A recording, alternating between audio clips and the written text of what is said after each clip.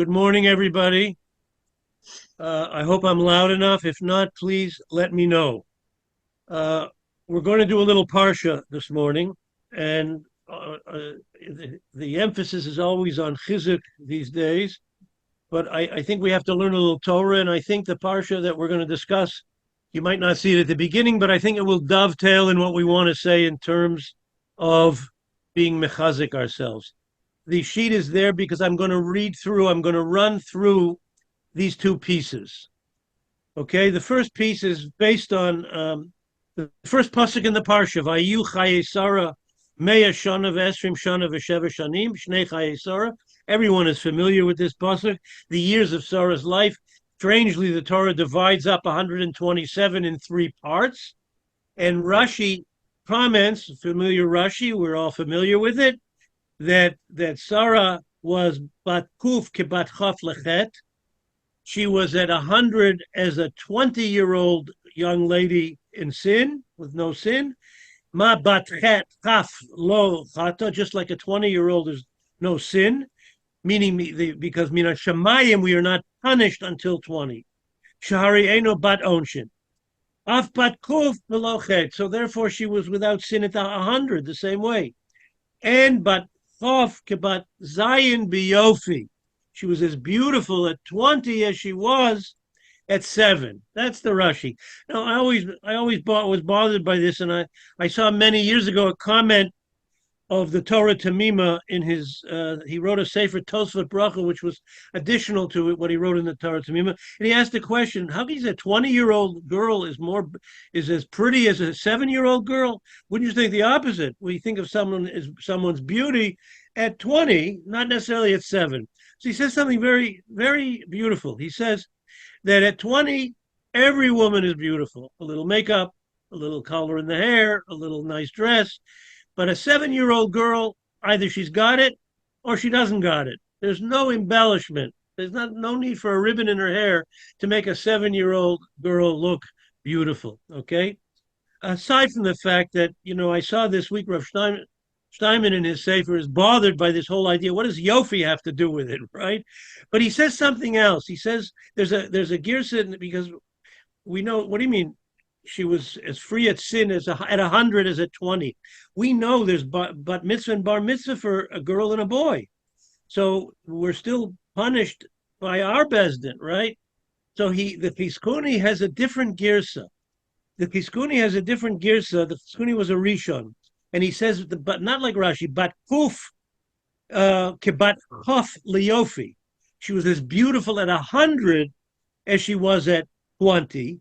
Ubat chof kebat zayin lechet, and she was as free of sin at 20 as she was at 7, which answers all the questions. Incidentally, speaking about the beauty of a 100-year-old lady, I want to tell you a story about Rav Moshe Feinstein.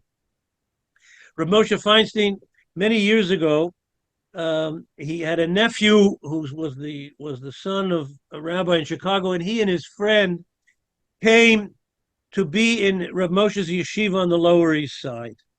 And they didn't have a place to stay, so they stayed in Rav Moshe's house. The nephew was going to stay there, but the other fellow, who became eventually a rabbi in Denver and is now in the Olam HaEmes, but he told me this story. And it's a gem of a story, and it's not in the Sefer on Rav Moshe. And he went out looking for an apartment to stay in, and he would continue to stay and eat at Rav Moshe's house. One night he came back for supper, and he said to Rav Moshe, I found a place to stay. He says, really, where? He said, in the next building over, the Lower East Side on Grand Central Parkway. So Rav Moshe said, really, whose house is? Well, there's an elderly widow there in her 80s. And she has an extra room, and I'm renting the room there. So Rav Moshe said, we have a problem of yichud. Can't be alone with a woman, a strange woman. So he said, Rebbe, she's 80 years old. So Rav Moshe stopped eating, and he looked at him, and he said, you really think that a woman loses her beauty? A woman never loses her beauty, not even at 80. A gem, Rav Moshe, right? Okay, but there's another question we're going to ask here. The last 3 words of the pasuk.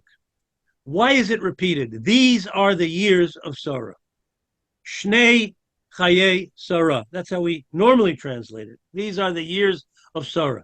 However, if you would ask a cheder yingel, a boy or a girl in first or second grade in day school and primary school, translate Shnei Chayei Sarah, what would they say? 9 out of 10 would not say these are the years of Sarah's life. What would they say? Shnei Chayei Sarah. What would they say? The 2 lives of Sarah, right? And you say, well, this is really silly, right? The fact of the matter is, if you look at our first offering here, the Ksav Kabbalah, we're going to see that he takes this very seriously, and this is how he translates the pasuk. Who is the Ksav Kabbalah? The Ksav Kabbalah was Rav Yaakov Tzvi Mecklenburg, a 19th century Gadol. He was a student of Rabbi Akiva Eger. He was a comrade in arms with the Malbim. He fought against the Bible critics, and he wrote this Pirush on Torah to bring together the oral Torah and the written Torah, Torah Shabbal Pen, Torah Shebitzav, and explains Pshat, text. What's the text saying, right? And this is what he says. Let's read it. Shnei Chayei Sarah. Hit Oru Meforshim. Many of the Meforshim are bothered al Yitur Maimer Zeh Achar Shekfar Higdim Vayu Chayei Sarah. The Meforshim are all, why is this seeming redundancy? Why repeat, and these are the years of Sarah's life? So I want to say that's not what they're saying. Venira li, sheyodianu bezeh maila gedola v'nifla shel Sarah imenu. The Torah is telling us just what that little child would tell us, our child or our grandchild who would translate this pasuk, and do it over Shabbos. If you have a child, a grandchild, a great-grandchild, ask them to translate the last few words, right? But this is an amazing thing that the Torah is telling us about Sarah Imenu. V'zeh ha'adam l'ma'alato al kol ha'nivraim, the greatness, the superiority of man over all of the other creations in the world, mitzad harkevato michomer ha'afar v'ha'nefesh ha'ruchani, is because man is a synthesis of physicality, the physical earth, and the spirituality of the neshama. We have 2 parts, 2 dimensions to the human being. Yesh lo maila alei mitzad hanagato al atzmo. He has this superiority in how he conducts himself. Ki kol bru'e mata, all animal life, einam chayim rak chaye gashmi. Whether it's animal, whether it's mineral, right? They're only physical. Only a physicality. V'habruyim ha'elyonim, hayim haruchnim levad. Higher creations have spirituality alone, meaning the angels. The Malach only has spirituality. Aval Adam, hamiyuad. Yeah, okay, at 11 o'clock. Okay, bye. I just ask everyone to mute themselves. Thank you. Aval Adam miyuad kol zman hayu lechayot chayim kfulim. Man lives a double life, right? In a very positive sense, right? Chiyut gashami, v'chiyut ruchami. We live a physical life and we live a spiritual life. Ki min hatzorach elav lahashkiach tamid al dvarim hanitzrachim al chaye gufani. Clearly, a man, woman has to be very careful about caring for their physical well-being. Achila v'shtia, v'shina, eating, drinking, sleeping, taking care of themselves physically. Gam lekol dvarim ha'emtzaim shehem achana lekiyum gufo. All other things that for the well-being of the body. Kimo avodat adam v'asakav. He has to go to work. He has to take care of things. Masu matan, his business, whatever he does. Parnasa shelo she'enam. But he has to know she'enam rak mitzad sarchei olam hazeh levad. But he has to know that this physicality, this material side of him, is not only about this world. Gam min achiyuv alav lachyot chiyut ruchani mitzad nafsho elyona. He has to live a spiritual life at the same time that he's living a physical life. V'hu ha'esek be'inyanim ruchniim. His engagement in spiritual endeavors. Kimo ha'iyun b'Torah, studying Torah, following halacha, v'kiyum mitzvoteha, doing the mitzvahs. Vishnei mine chayim ha'ela, these two kinds of living, hamiyuadim lekol adam, which every person has the opportunity to do, mitzad hayutu muvchar abriya, because we are the superior creation. Tzrifim liot agudim achuzim utzmudim yachad. They have to be tied together. Lo yitpardu la'olam, and don't separate the two. In other words, we don't live to eat, we eat to live. When he's engaged in his physical needs and bodily needs, it shouldn't be the pleasure principle.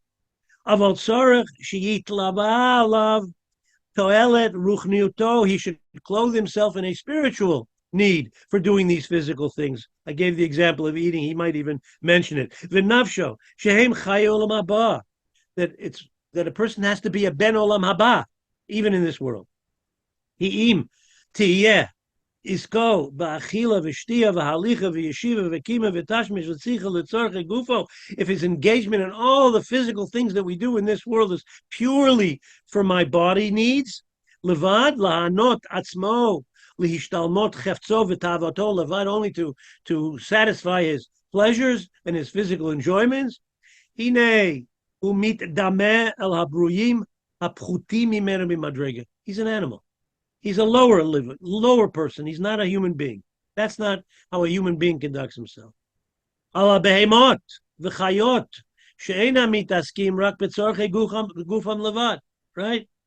The Maral, in fact, says the word behema. Behema, if you take the word behema, it's ba-ma. The letters be-he, mem-he, ba-ma. What you see is what you get. It is born, it eats, it procreates, it dies. Ba-ma. What you see is what you get. But Adam is mi Adama. Adama is all about what you put into it, what you grow from the Adama, what you create from the ground, what you plant, right? Aval min achiyuv lo liot oved et boro tamid gam beisko tzarach gufo. Don't be a prisoner, a workaholic, as they say, a prisoner to your physical needs. Ba'achila lahavriet gufo, but eat to strengthen your body. Liot roy lavodat boro, so I can do what I'm supposed to do spiritually with more vigor and more strength and more health. B'sheina, sleep. Latate, lagufo, menucha, rest. L'tzorach habriut shelo titaref alav daito machmat mini hashena. Will think clearer when one sleeps properly. We know that we think better, we learn better, we do mitzvahs better, we do what we're supposed to do better. Klal davar, the bottom line, the rule is Adam mitzad ma'alato, man, by virtue of his superior, elevated state, tzarich tamid lishkol b'maznei sichlo, has to constantly weigh in his seichel, litzaref tachlit nafshi uruchani, to weigh his physical purpose and his spiritual purpose. B'chol tashmishei artziim ugufanim, in every physical, material thing that we do. Ki rak b'derech zeh, only by living our lives this way, mimale hatachlit hamechuvan b'harkavat gashmiyuto shel ruchniuto. Only by doing this, we are fulfilling. Otherwise, we're ignoring the uniqueness of our creation. So the idea, the goal is to work on these things, right? To work on the synthesis. If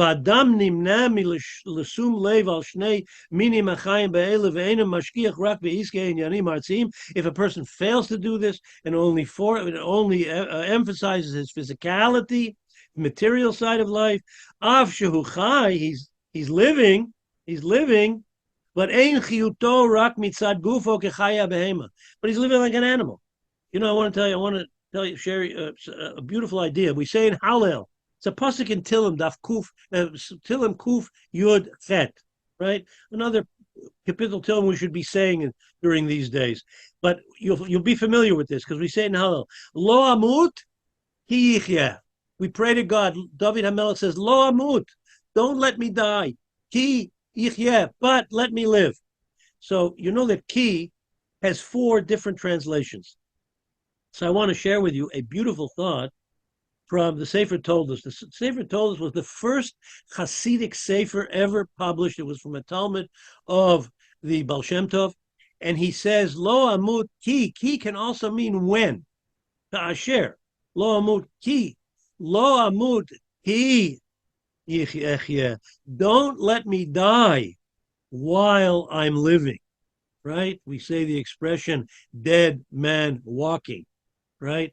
This is what David HaMelech is saying. Lo amut ki ichyeh, don't let me be a dead man walking, right? Let's finish this. Aval who made mitzad nishmato k'amram. He's dead. He's a dead man walking if he ignores the spirituality. Harishoyim b'chayehem kruyim mesim. Evil people in their lives are called dead people. Mavur mizeh ki ha'osher ha'amiti la'adam. The true wealth of a person, or proper direction of a person, who biyuto bo chai k'fulim, that he lives a double life. Chai haguf im chai nafshi, physical and spiritual. Mitasek b'inyane gashmi b'kavana toelet ruchani, right? A student once wrote a letter to Rav Hutner. It's in his ksavim, their letters to Rav Hutner, and a student wrote him that he's feeling very depressed. He finished yeshiva, he left yeshiva, and he has a profession, and he's working, and he feels that he's not in the world of Torah anymore. He's in another world, right? So Rav Hutner wrote him a classic letter, and he basically used the expression of a double life. You are living a double life, right? It's not like you live in a hotel during the week and at home on Shabbos, that you have many rooms in your home. You're living a double life in a positive sense, right? You don't have to leave the yeshiva. You don't have to leave Torah when you're in the business world, when you're in the professional world, when you're working in the world outside the sanctified walls of the Beit Midrash. You can do both at the same time, right? Al dazeh hu haya olam hazeh mitzuraf im chai olam haba. He writes the Ksav Kabbalah. There's a synthesis between this world and the next world. We're also living in the next world. Zeu she'ida haTorah al sorimena. This, getting back to those last 3 words in the pasuk. That's what the Torah is telling us about the greatness of Sarah Imenu, of Mother Sarah. Shebechol meshech zman amidata ba'aretz haneshama halazu haita Sarah lived this double life, and she taught us all to live this double life. That's why the pasuk says Shnei Chayei Sarah. It wasn't only a physical life. It was joined together with her spirituality. Shem lemispar hazugi. The word shnei is not a review, a short term of the years. It is what we're saying. It's 2. Shnei. Ve sha'amar berabba ma tzarech lomar shnei chayei Sarah ba'achrona lomer lecha shechaviv chayeihem shel tzadikim lifnei hamakom b'olam hazeh u'b'olam haba, that the lives of tzadikim are cherished by God in this world and the next. V'hadvarim mechuvanim ima shamarnu. So, okay, now let's take this a step further. Something we have mentioned in the past. In the morning, not too long ago, we made some brachas, right? In Birchat HaShachar, right? In Birchat HaShachar, right? We said Asher Yotzar, and we said Elokai Neshama. Asher Yotzar, thanking God for the miracle of our physicality, and we said Elokai Neshama, thanking Him for returning our soul to us. Okay, this is not in the next sheet. We'll get to the next sheet in a few minutes. So,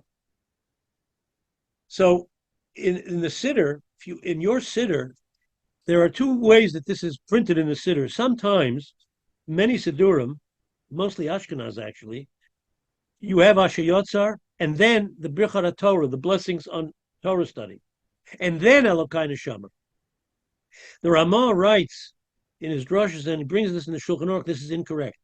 And in Nusach Sfard Siddurim, right? I'm not advocating to daven Nusach Sfard because of this. Keep your Nusach, whatever it is. But in Nusach Sfard Siddurim, it's written the way the Ramah says to write it. Asher Yotzer goes right into Elokai Neshama. Now, why? How do we explain that? What's the conclusion of Asher Yotzer? We thank God for the magnificent miracle of human plumbing, how it works, how our bodies function. And we conclude it by saying, Baruch atah Hashem, Rofei chol basar, umafli la'asot. You are the doctor of humankind, umafli la'asot. And you wondrously create miracles. Now, at first blush, we think that's referring to this bracha, the miracle of the physicality. So Ramah is saying that's not true. The next bracha is Elokai Neshama, because the miracle, Rofei Kol Basar, the first part of the bracha, that's the God is the doctor of all humanity. That's going on Asher Yotzer. Mafli Lasot, the wonder of creation, is on the synthesis between the miracle of the body and the miracle of Elokai Neshama, the miracle of the soul, the blending, the synthesis of body and soul. So these last words is the bridge between these two brachas. So these two brachas have to be said together because it's really one concept. It's the concept that the Kli Yakar is talking about. It's the synthesis of body and soul. That is the miracle of creation. That is the wonder of the creation of man. Okay? Now, that must make us feel like very important, right? Well, we're going to get to the chizik part soon enough. Let's move on to number 2. Now, this is from the Sefer Nefesh Harav. Nefesh Harav, this is, so you could move the second piece on the sheet, the second piece. That's it, Nefesh Harav. Nefesh Harav is a Sefer written by Rav Hershel Schachter, Rosh Yeshiva at Yeshiva University. Rav Schachter was the Talmud Muvak of Rav Soloveitchik, and he wrote a number of Sforim about bringing the Torah of Rav Soloveitchik and some maisim, some stories about Rav Soloveitchik. Here is a story about Rav Soloveitchik, which is fascinating, right? And it's going to dovetail into what we want to say in terms of chizik, and it might even relate back to the first piece. Gemara Rosh Hashanah, he quotes the Gemara Rosh Hashanah.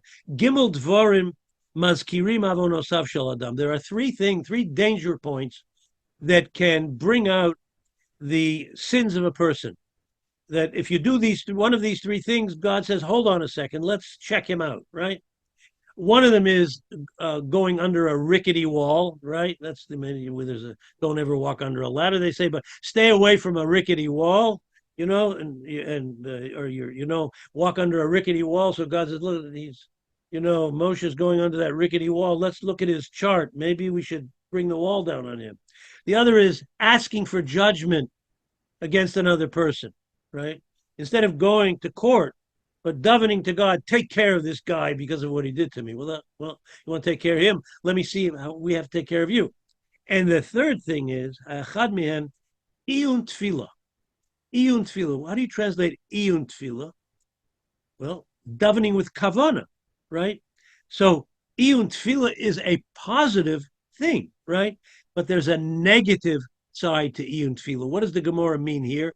What is the iyun tefillah here that is not so good, that I daven with a lot of kavana? So he quotes here, Tosfos, the Mairi b'ma ametz lechavein libo uboteach shetehei li tfilato nishmeit. My tefillah is going to be the tefillah. My tefillah, there's an expectation on my part. Rashi actually says the same thing, but the Tosfos is much stronger. My tefillah, I'm davening with a lot of kavanah that my Moshe is going to listen to my tefillah, and it's going to make a difference in the world, right? That's a dangerous thing. That's a dangerous proposition, because once you do that, God says, "Wait a minute, you want me to say that your tefillah is going to do everything? Well, let me check. Let me get on the computer and check your checks and balances," right? So he writes like this. Listen to this beautiful story. Umehai taima hayarabenu makbid. So Rav Soloveitchik was very makbid. When someone gets an aliyah to the Torah, they make a mishaberach for him, for his wife, for his family, for everybody, right? So there's a nusach that's usually used. He was against this nusach. Shel mi shaberach l'chole, when you make a mishaberach for a sick person. that he should be healed. Ba'avur shekol haka'al mitpaolim ba'avur, because all of us are davening for him. The Rav was against that. Why was he against it? Because it's a chutzpah. Because I want you to heal this person because we're davening for him. So I'm the one that's doing it. Oh, la'ol TORAH, someone gets an aliyah. Elosav mishaber bad krova v'yidida v'omer, he says for his wife, his children. Ba'avur sheploni mivarech osam. The guy who makes the aliyah, he's going to bless them, right?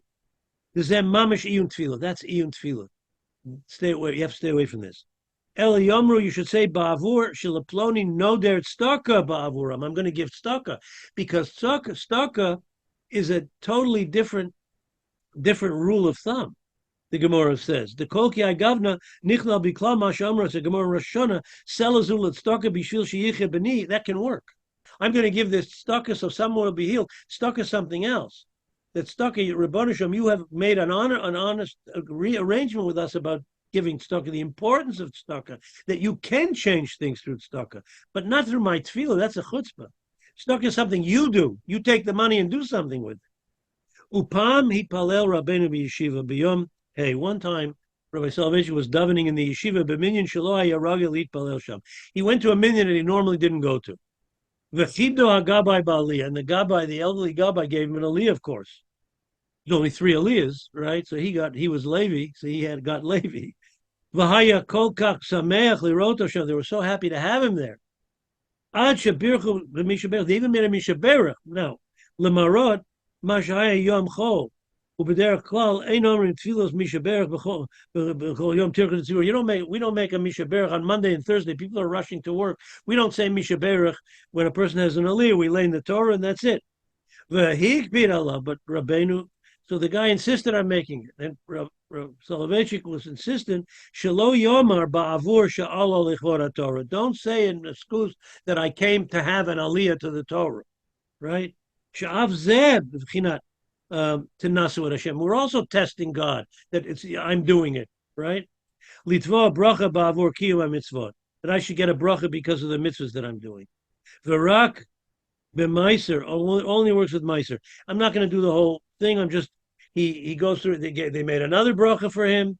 He wanted to make a bracha for the Rebbitzin, and he said for tzedakah. They made a bracha for his family. Made a bracha for the rest of the Rosh Yeshivas in the yeshiva, and he insisted. So it cost him a lot of money. But it was worth it because it would be very wrong to put himself on the block there that I'm testing the Rebbeinu Shalom and I'm telling him that I want to do it. Now, there's a bigger picture here. The bigger picture that I can determine why things happen, right?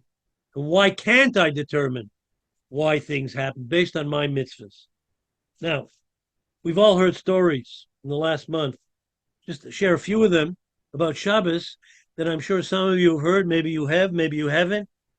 Stories about Shabbos, the story about when they came to the city of Ofakim, the town of Ofakim. Ofakim is a town which is half Chiloni and half Haredi, half Chiloni, half Dati, half religious, and they only came to the secular side of the city, right? One story, right? Another story you might have heard that they went to various moshavim and kibbutzim, but there were 2 moshavim. One was Shomer Shabbat, and the gate was locked, they couldn't get in. Another was miraculously, I'm sure you read about this, heard about it, saw the video, that they were Chiloni, but they decided they're going to lock the gate for Shabbat, and they couldn't get in, right? There's a city in the south called Tifrach. It's a city with the largest yeshiva in the country, 12,000 students in the yeshiva in Tifrach, right? When the terrorists came, there was a fork on the road to go to Tifrach or go somewhere else. They went the other way, right? Story about a girl who was off the derech, right? A girl from a religious family who had strayed from Torah, and she was going to the rave, right? The rave, by the way, was a big party. If you remember when you were kids, there was someone was having the party, the rave, right? And she was going. And there were a lot of kids like her that went. And her mother said, okay, you want to go, but just do me one favor. Make Kiddush Friday night. She said, okay, I'll make Kiddush Friday night. She went to the rave, was out there in the field with her friends, Friday night, having a great time.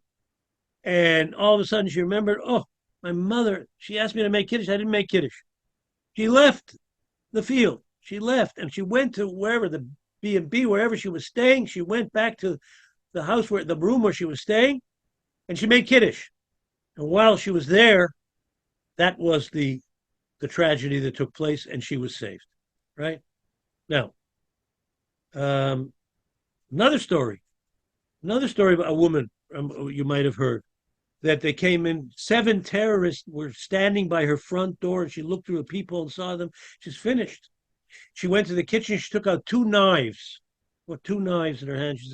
She said, Hashem, I promise you, if you save me for the rest of my life, I will be Shomer Shabbat. She went to the door, to the peephole. She looked out and they were gone. Now, what do you say about all these stories? What do we say about all these stories? Shabbos did it. Anyone who says it is a fool. Because the Ribbono Shel Olam does things. He does things, and we're going to get in perhaps for a minute or two why he does them and why he doesn't do them, but we're not prophets. I always get a rash when I hear or read a rabbi saying that what's happening to us is because of this particular Aveira. We have to work on this particular Aveira, whatever it is. Shabbat, which is important. Lashon Hara, which is important. Everything is important. But who are we to read the mind of HaKadosh Baruch, to have the chutzpah to say, the audacity to say that we know what the Ribbono Shel Olam wants to do, right? I mean, there's a problem here. There are many Shomer Shabbos people who died. There are many Jews, non-Shomer Shabbos, from Jews. Many more who died who were not saved, that kept Shabbos, right? How many young soldiers, Jewish boys and girls, holy chayalim, who were taken in the youth of their lives, with some of them with wives and children at home, right? And the hostages, what we're going through. We hope that they'll all come out, Mirz Hashem, saved. But who are we to? We're going to say that. So God did this, but He didn't do this, right? Well, on the other hand, Rabbi Yitzhak Zilberstein is one of the great Gedolim of Eretz Yisrael, the son-in-law of Rabbi Yosha. Rabbi Zilberstein gives a shir, at least until COVID and until this business is going on. He was giving a shir once a week in Bnei Brak to hundreds, thousands of doctors would come. He's an expert in medical ethics. Rav Zilberstein said, he wrote, that he's also the Rav of Ramat Gan, not a particularly necessarily, it's a mixed community of Chilonim and Datiim, and he's pushing very hard that we have to work on Shmirat Shabbat. He is not saying, he's saying that that's what we have to work on. Shabbat is crucial. Shabbat is central to Jewish life. We all know that. So what he's saying, so how do we balance the two, right? We balance it that when something like this happens, it's not a statement about the greatness of God. God's not speaking about himself. We don't know the ways of God. We don't have a clue. He's not speaking about himself. He's speaking about us. He's giving us signs of what we have to work on, what we have to do. We have to strengthen everything that we do. And by the way, I'm not a good Baal Musar. I never was a Baal Musar. I don't know how to give Musar. I talk to myself a lot. I try. But we all have to talk to ourselves. We all know the areas that maybe we're not working on the way we should. Maybe we all had that Shabbos moment where, I don't know, the light in the fridge was on. So we figured maybe if I kick it with my left foot or with my nose, I can open the door, right? So learning Hilchot Shabbat is important, right? God's sending us a message. He's telling us, you're not going to figure out what I do. I can't tell you why, and I know it's painful.